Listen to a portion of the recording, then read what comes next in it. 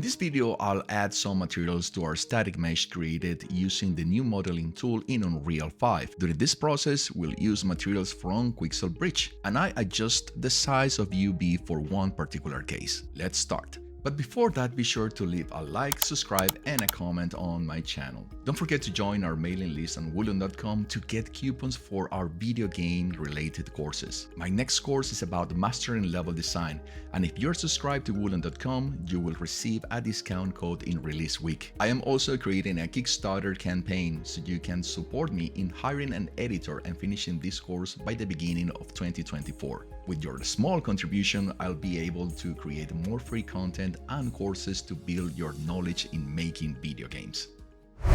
In this next video, we're going to add some materials to the model that we pre-designed on the other lessons. So let's get started to it. The first thing is I wish to use, in this case, Quixel content, because Quixel is right now the best tool for creating or to adding textures to our projects. So the first one I want to find is brick. This brick wall is looking pretty cool. I think I'm gonna take something more reddish, probably like this one. Yes, I'm gonna take this one. So to download the content, I'm going to sign up into my Epic Games account. Once we are logged in the Quixel Bridge, I am going to select this material, and from this one, I will probably pick something, let me check, something a bit more reddish. I think I'm gonna take this one and select download. When the process finishes, as it is here, now I can add it to my project. As soon as I click the plus, then you can see that a new folder is created in your project called Megascan Surfaces Brick Wall.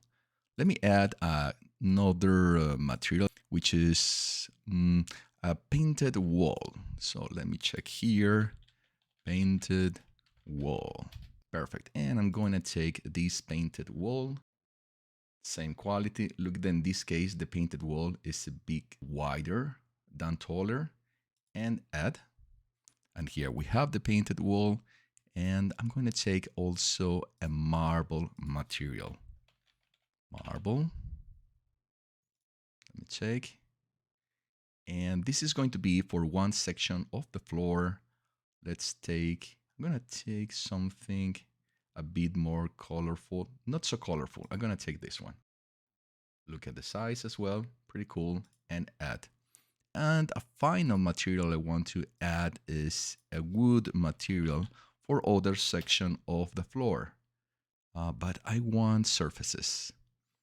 So surfaces, and I will select wood. Okay, let's check this one, for example. I think this is going to answer what I want. It could be something more refined, probably this one. This is 2 by 2, fair enough, and add. So I have all the materials that I need. Now let's make some distributions of these materials. Well, I want the brick for this section. Now that I took the texture, in fact, I was able to create an instance of the material, which is this one here. It's not a bad thing, because when I have instance of the material, I can play with several parameters, which is a very good practice. So in this case, I didn't do the exactly what I was planning to do, but using instance, in any case, in Unreal, it's much better than using the direct material, if you ask me, because I can play with the values of the instance. I'm going to finish this wall with all these bricks. Fantastic. Now I will go to the background.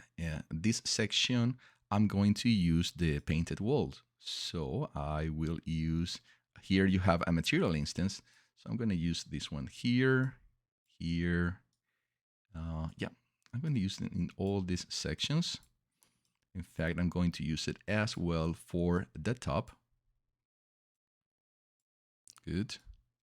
Yep, and this one as well. It could be that I use another type of material. In fact, in the original tutorial of Unreal 4, they use a different material here. Let me check what other materials I have here around. Yeah, this is a basic floor.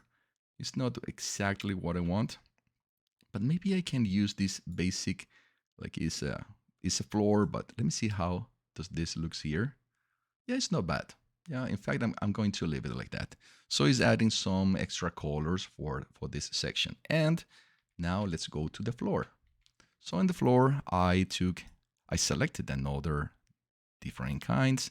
So let me go to Megascan Surfaces, and I will do first the travertine marble, and I will use it here, and I will use it here. And for this section, I will take the one related to the planks on wood, which is this one and this one. Let's play for a moment with our character. Okay, here is our character. Let me move it around. And as you can see, I think everything is looking pretty good. Probably the planks for the floor are a bit too big, so let's make some small changes to it. As we are working with the new modeling tool of Unreal, I am going to select the static mesh, go to the modeling tool, and inside here, I will select the UVs because we want to change the size of the UVs. And for do this, I will select the layouts UV. And in the layouts UV, you have the scale. I want to move this scale to, let's say something like 2 probably. So let me say 2, enter. I think it's looking better. Let me try and move it just a little bit higher. Yeah, probably 3. So let's go to 3. Yeah, definitely. I think this is going to look much, much better than the original size.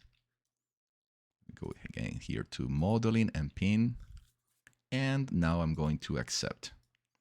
Yeah, I think this is much, much better. Let me play with my character again. Okay, fantastic. Yeah, definitely. This is looking much, much better. If I want to change the size as well for the walls, it is the same procedure. Remember that now we are using the new tools of the new modeling tools of Unreal, which is a bit different than if you go with the original, which was the adding some geometry. So it is good to get used to this because definitely in the future, if you want to add more modeling without having to use Maya or Blender, guys, this is definitely the way to go. Okay, I'm going to finish this video here. We added the materials, the first materials for our new environment, and we'll continue this process later on. I hope you enjoyed this video. Don't forget to leave a like, subscribe, and a comment. Remember that by subscribing to Woolon.com, you will have access to exclusive discounts on our courses and first look at my new content. If you wish to support me and the expansion of my team, you can visit my Patreon page. Check it out. Thank you for watching this. I'll see you later. Cheers.